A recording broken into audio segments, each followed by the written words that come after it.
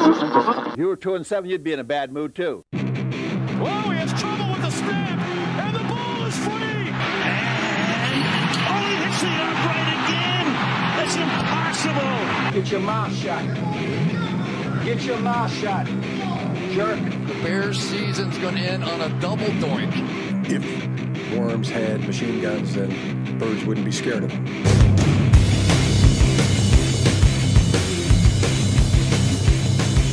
Hey everybody, welcome to the Limp Ditka's podcast. I'm Pete. I'm Ryan. Welcome to the Limp Ditka's podcast. We're just a couple of Chicago pricks united by our hatred of the Chicago Bears and University of Michigan football.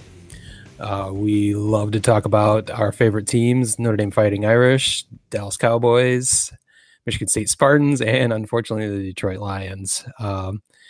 We'll start with a scoreboard, go kind of around the horn. Of course, Dallas had their bye week this week. The Lions beat football team 30-27. Unfortunately, we'll get into that later. Nail biter. The last night, the Chicago Bears lost in embarrassing fashion, 19-13 to the Vikings. In the college ranks, Michigan State lost 24-0 against Indiana. I've got a short synopsis of that game. Michigan embarrassingly lost 49-11 to Wisconsin, and your Notre Dame Fighting Irish beat BC 45-31. I think we need to talk about your Notre Dame Fighting Irish. Well, this Notre Dame team did something that Notre Dame team couldn't do back in the early 90s, and that was not lose to Boston College the game after they beat a number one at home. So kudos to getting over that hump, the ghost of college past. I thought you guys looked impressive doing it too against a pretty decent BC team. So yeah, I mean, Ian Book is clicking on all cylinders right now. The offense is rolling. I would have liked, maybe a few less points given up by the defense, but I guess it doesn't matter that much if you're going to be putting over 40 plus points a game up on the board. But no, it was a fun game to watch, and really, starting to put the exclamation point on this season and their bid to that's looking pretty good for college playoff. Well, you mentioned Ian Book a little bit. He kind of is separating himself as a potential Heisman candidate. And I haven't gotten too deep into who candidates are, and it's going to be kind of difficult with so many teams playing such different variety of number of games. But I think you can consider Ian Book. What do you have? 3 passing touchdowns and a rushing touchdown against BC, and I don't know what his full stats are, but he's got to be in the realm of the Heisman conversation this year. I don't know if you've heard much. Well, he's got 11 passing TDs and 1 interception this year so far. That's a pretty good ratio. And 1,818 yards passing. Wow. Yeah, I can't see his rushing TDs in this. Oh, I'm sorry. To go along with 6 rushing touchdowns. So. Yeah, that's where he gets into the elite category. So that'll come more into focus as we get deeper into the season. Yeah, an impressive win for you guys. Proud of you. Oh, hey, thanks, man. I guess we could move on to Michigan State. I don't have. Do you want to jump into the LDP? Yeah, rank? we can jump into the LDP, seeing as the next 2 teams we're going to talk about will never be mentioned in the LDP. Yeah, so they're definitely an afterthought. So yeah, we might as well jump into our LDP top 6 as we've done for the last several weeks. I've got a major change in my thought process this week, and I'm actually going to put your Notre Dame Fighting Irish at number 1 in the country over Alabama, as we've had for the previous weeks. Mainly because I just look at the record. Alabama was a victim of a cancellation, or a postponement at least, along with 15 other games or 14 other games. a new record of cancellations this past week. So, and most of them hit the SEC, of course. So I just look at the 6-0 record versus an 8-0 record, and there's maybe a difference of quality of opponents, but not much. You've got the win over Clemson already going for you. So I just saw that two extra wins that just kind of put you over the top, one versus two. I don't think you'd object to that necessarily, but maybe the logic doesn't make sense to you.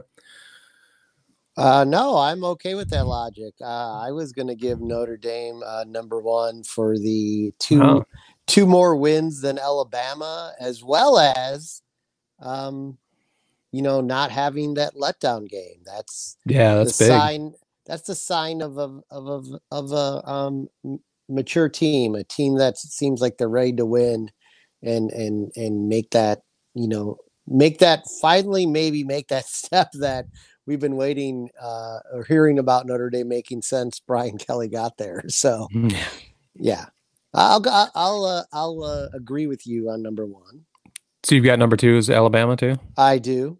Yep. So we're agreeing again. Last week we agreed on all 6 teams and positioning. So this is off to a non-confrontational start once again. I've got Clemson at number 3, 7-1 still. I think that's pretty much a no-brainer. Yeah. I did make a change at number 3. I think we agreed on. Oh, you mean at number 4? I'm sorry, number 4. Yeah. Let me help you. Yeah. I think we had Texas A&M last week. They were 5-1. We had them, giving them benefit of the doubt. They had a cancellation. They're still at 5-1. So I've actually moved up Cincinnati at 7-0 to number 4. They've just been bludgeoning their opponents. Of course, they're the competition might not be quite up to the same level, but 7-0, just beating the fuck out of everybody. That just seemed to. I want to maybe give an underdog, a non-big 5 conference team, some kind of benefit of the doubt that the SEC always seems to get. So I'm going to take that benefit of the doubt away from Texas A&M and move them to number 5. What'd you do with your 4 and 5? I've pretty much outside of Notre Dame at number 1, I've left everything alone. I know Texas A&M had the bye, but was it a bye or they didn't get canceled? I'm sorry, the cancellation. Yeah, that's what I meant. And but they've just like a strength of schedule thing. I just thought it was worth leaving them at number 4. Yeah, their loss is to Alabama. Yeah. So. Yeah, I had Cincy at 5 and BYU at 6. So. Okay. Well, we agree on 6. I kept BYU at 6. Their best win was, they didn't win. They didn't play last week. So their best win is against Boise State, which was 21 at the time. And I'm not sure if they're ranked anymore, but so we're pretty much at a consensus 1 through 3. I'm not willing to, I can see your logic, quality of opponent and quality loss. The 5-1 loss for Texas A&M is Alabama, so I can see why you'd put them above Cincinnati. So I think our rankings, we will come up with that. We'll have Notre Dame number 1, Alabama number 2, Clemson number 3, Texas A&M number 4, Cincinnati number 5, and BYU number 6. Of course, all of this is meaningless, meaningless as the actual college football playoff rankings. That exactly. I just saw they are going to debut those rankings starting next Tuesday. So they come out at like 7:00. So we'll be or 6:00. So we'll be able to debate those before next week's podcast. If we continue our Tuesday night broadcasting realm. Probably open with that then. Yeah. Hot off the wire. We'll see how close ours resemble theirs, but I'm going to make an announcement in regards to next week's top 6. I may be finally, and this will end up hurting most likely. Well, it all depends on what everyone does this week, but most likely Cincy or BYU. But I will be willing to probably put a Big Ten team within the top 6, pending the outcome of the Indiana Ohio State game. Yeah, that's going to be huge. Well, it's interesting. What if What if Indiana actually wins that game? Do you have to start thinking about them? Yes, you do have to start thinking about them because all we've heard about is how much of a quality program Ohio State is. That's why they're ranked where they're ranked, and they, while they don't haven't played the toughest schedule, their offensive efficiency is the best in the country, and none of that matters. So, Yeah, like, all right. So let's see what happens. Yeah, that's going to be a fun one. I don't think I've ever been interested in a Indiana Ohio State game before, but no, never in my life. But now it's time to cue the rat and lay it down, baby. This is 2020, so things are crazy. So we should be paying attention to things we never thought we would. But yeah, awesome. Yeah, I'm looking forward to that. What I'm not looking forward to is whoever Michigan State's next opponent is. I haven't even paid attention.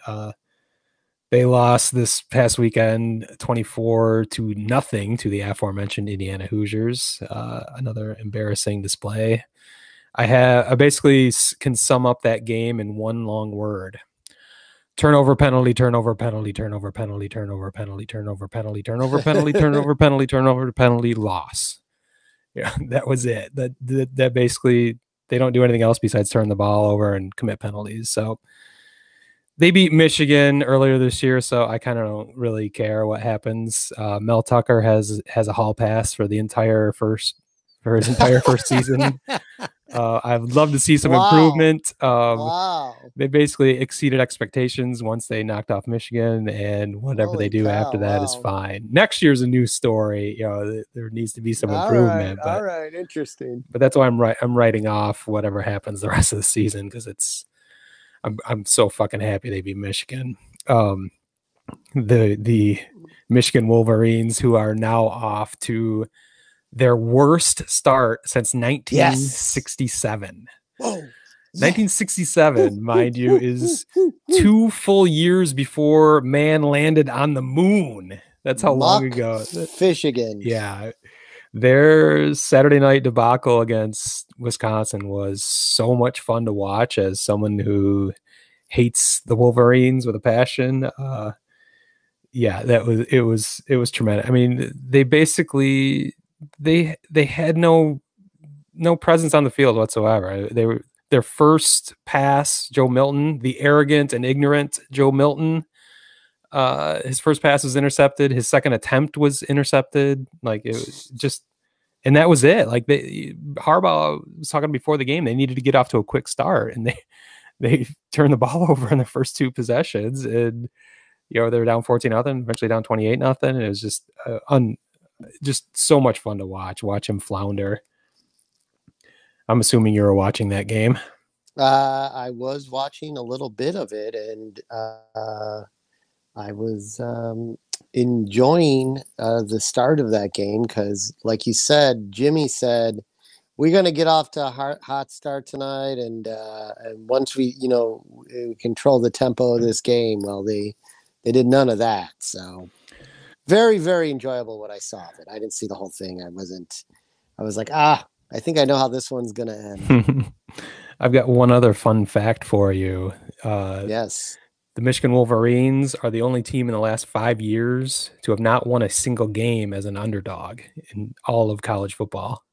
Interesting. Yeah, that just proves what, I mean, Jim Harbaugh can sometimes, most of the time until this year, beat the teams they're supposed to beat, but they never beat the teams they're not supposed to beat. And that comes down to their horrendous record in big games, their horrendous record against their main rivals in Ohio State and Michigan State.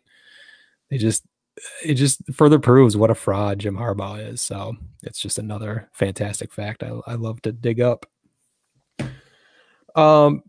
Before we move to pro football in the NFL, I had a request this week to talk about some MACtion, Mac football.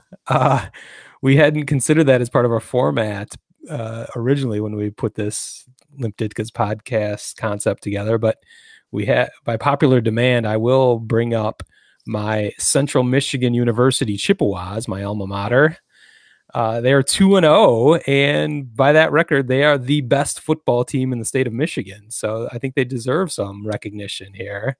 Um, the main part, I mean, this could all blow up tomorrow because they are playing their arch rival Western Michigan tomorrow night on ESPN2, actually. So I will be tuning in for that, and hopefully everyone else will. Not a whole lot going on in these COVID days on a Wednesday night, so check it out. ESPN2, I think it's 7 o'clock Eastern, 6 o'clock Central. So yeah, well, if Central, the Chips win that, I think they might be worthy of a weekly recap. And if not, I think we will not talk much more MACtion the rest of this podcast, but we'll find out. So, yeah, do you want to jump into the NFL? Yeah, let's jump into the NFL. I got news out of Dallas, Texas. Is the Ginger is returning this weekend to travel to Minnesota to take on the Vikings. The Red Rifle, Mr. Andy Dalton, will be back at quarterback. So we'll hold off the number of quarterbacks this year at 4 at the moment. With Dalton's return, he did the walkthrough yesterday, and everything was good. So he's back from the COVID. He had the concussion. Yeah, but then he followed it up with COVID. Oh, I didn't even know that. That's interesting. Yeah, I just saw the brutal hit he took to the head. You gotta remember our podcast better. I did mention it last week, so come on, man. I forgot. Like you've never forgotten anything. So I forget things, as we well know, all the time. We have a segment in our baseball podcast. Shit, Pete forgot. So cut me some slack, motherfucker. Yeah, no, I'm just joking around with you. So he's back fresh from his COVID days, and we'll see what happens. I'm gonna probably bring up the Cowboys again before this is over, but it won't be till the end of the broadcast. Interesting.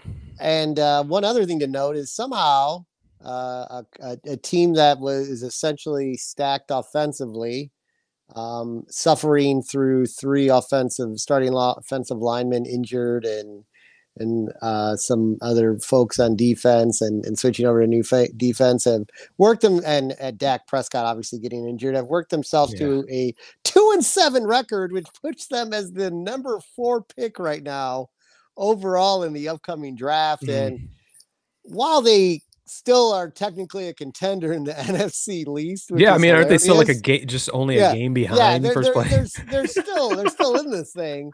I almost wouldn't mind just seeing a nice little fade to black at this point, and taking our chances as can the Jets muster out 3 wins, but I wouldn't count on that. I wouldn't count on that either, but I know that's not going to happen. They're probably going to still make a run at trying to win the division, but the fact that they're the 4th pick right now is mind-boggling to me. But I thought that was I just love it. It's equally possible you have one of the best draft picks, or equally possible that you have maybe first place in your division, make the playoffs. So that's just delicious. Welcome to 2020.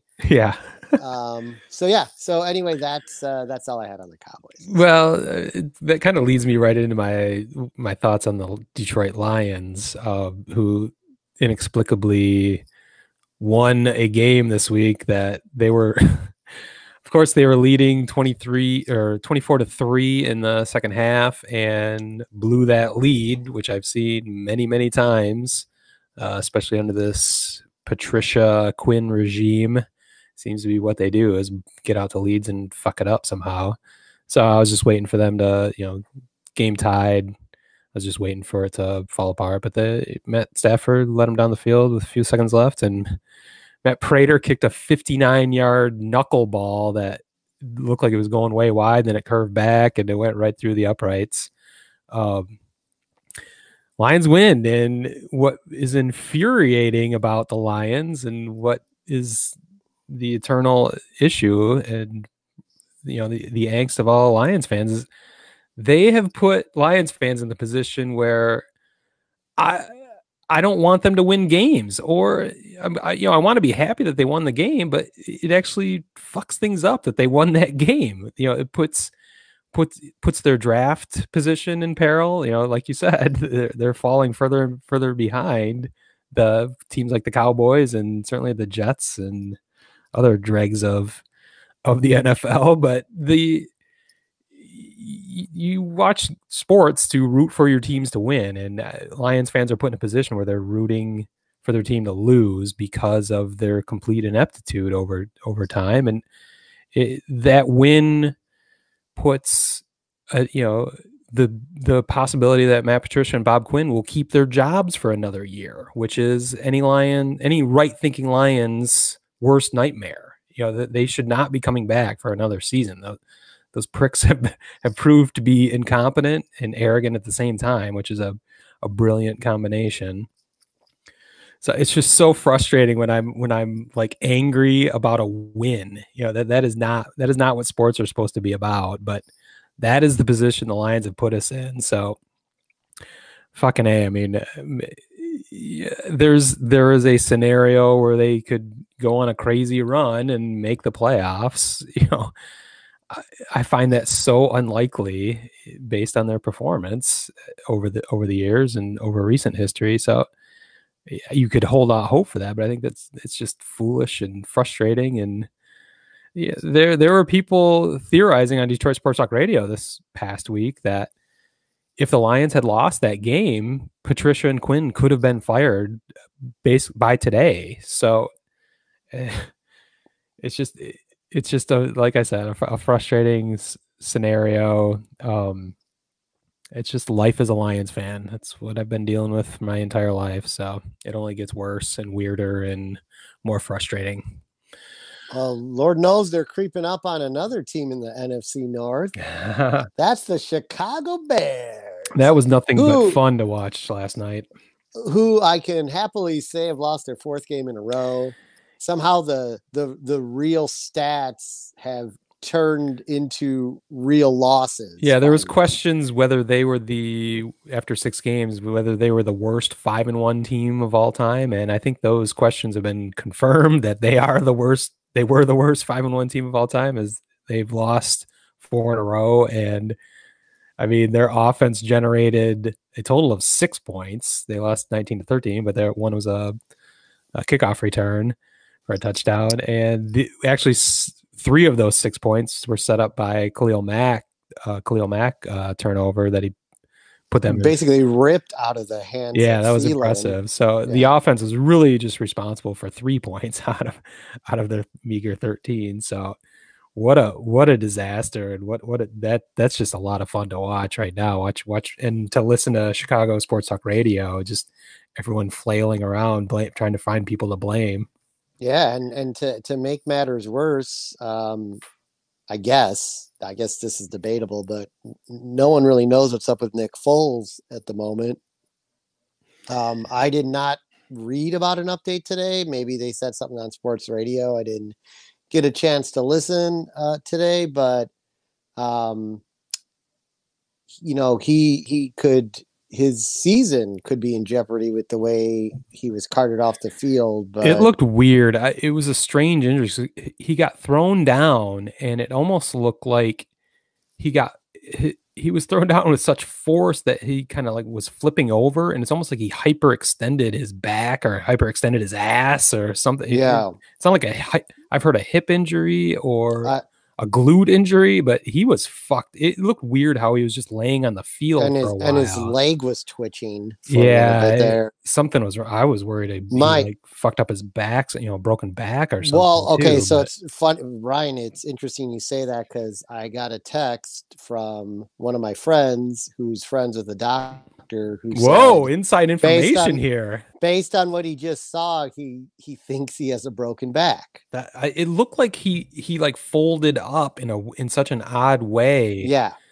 I don't know, but they took him off on a cart, but he wasn't like strapped down or a neck restraint or anything like that. Right. So, but he did look very inflexible where however he was. But yeah, it's strange that there isn't more news about that too. But yeah, that was actually interesting on one level. It ties it back to the podcast a little bit. that was a matchup last night. Kirk Cousins versus Nick Foles were actually teammates at Michigan State back in 2007. They were battling for the backup quarterback position, which That's about right. Yeah. it was funny because I remember Kirk Cousins, of course, because he was a starter for a while at State, but I don't remember Nick Foles being at Michigan State at all in 2007. I never really knew who he was until he won the Super Bowl with the Eagles in 2017, 2018, whenever it was. But yeah, I don't think we'll be seeing Nick Foles anytime soon. The big headline. Go ahead.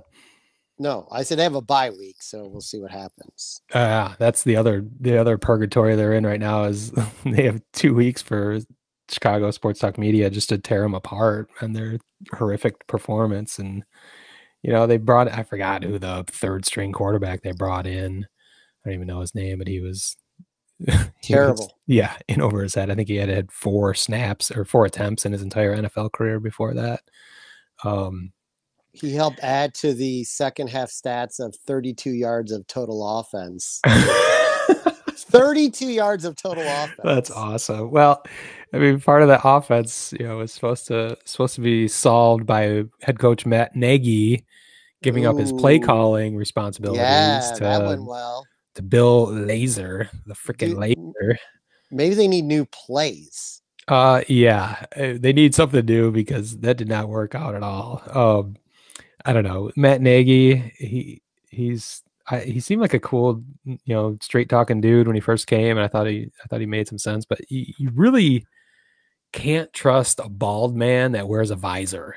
That is, as a bald man for the last 20 plus years, I would never consider wearing a visor in any situation because you got to protect the top of your head. What are you doing? Would think. So you gotta question the decision process of a bald man that would consider a visor a proper head attire. So that should have been everyone's first warning that the guy doesn't know what the fuck he's doing. But that was fun. So it's going to be fun to be in Chicago and listen to Sports Talk Radio all 2 weeks and watch everyone tear them to pieces. But I just wonder what the offensive numbers would have been like without Cordell Patterson on the field. They became that one-dimensional last night that Allen Robinson had a couple catches. 5, okay, to be more exact. But it was basically when Cordell Patterson wasn't on the field, then they weren't really producing.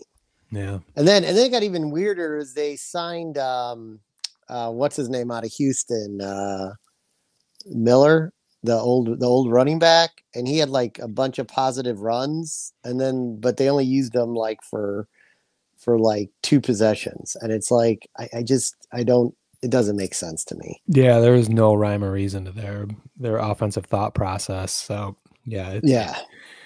the changing the play calling, giving those responsibilities over to Bill Lazor didn't have the desired effect, I don't think, but I don't know. I had fun watching it, so I joined every minute of it, and for my son's baseball fundraiser, we sold squares. So of course I bought a few, and I won the second quarter last night. So nice. That made the game more interesting for me, trying to hope some ridiculous numbers would end up as at the end of a quarter. So it was a really great Bears game for me. Nice. Well, that's about all I've got. Do you have anything else you want to share with the folks? I have one more thing, something we're going to dust off from the old days. Yeah. I've only got one this week, but I promise to come back with more. But we're bringing back PV's Upset Special. I'm going to have to create a sound effect for that. I like the intro already, though. Yeah. Nice work. So just real quick background here. When we used to just do the blog, I created a menu board graphic, and I would, for the specials of the day, I would put up my upset specials of the week. And I've got a perfect one. If this game wasn't more ripe for the picking based on statistics, I don't know what is, but it's the Cowboys going to Minnesota. Ooh. One, I can guarantee this is hey baby, this is a lock, man. This is a lock. This is where you put on your rings and gold chains and get the sunglasses on. This is a lock. This is a can't miss pick. I swear. Stone cold lock of the week. Stone cold lock of the week. Yeah. They are 8.5-point underdogs. This game is going to be well within that. So right there, if you want to bet the spread, you'll be fine. But I actually think the Cowboys are gonna escape, and I'll say escape because that's pretty much how all their games are going to be. They're going to escape Minnesota with a win. Wow. Because despite Minnesota winning 4 games in a row or 3 games in a row, being 4-5 now, the Cowboys 2-7. Statistically, this is one of the most even matchups the Cowboys will have this year. Well, the Cowboys have the 11th ranked offense in football. The Vikings are 13th. The Cowboys have the 20th ranked defense, and the Vikings are 21st. So we're talking about a team statistically that are very evenly matched. And the Cowboys have had 2 weeks to prepare for this. They've got to see a lot of film.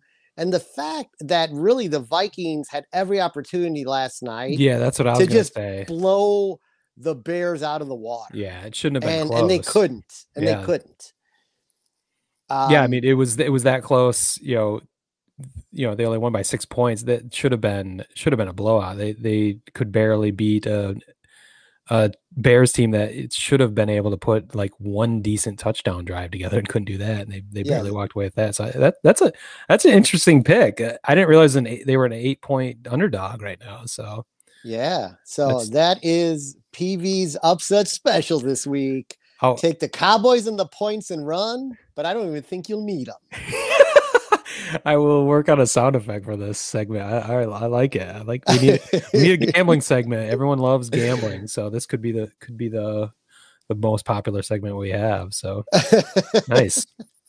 All right, that's all I got now. All right. Well, with that, I think we can wrap this one up. We are, of course, the Limp Ditkas podcast. You can find us at limpditkas.com. You can find us on Facebook, Twitter, and Instagram, all at Limp Ditkas.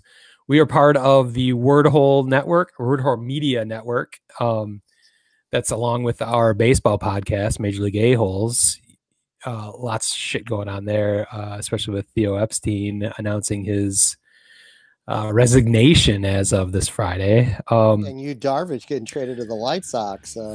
Whoa, haven't heard that one. We'll be talking about that soon. So check Major League A-Holes out. You can find both our podcasts anywhere you want to find a podcast. So I think with that, we're going to call this Dagger Time.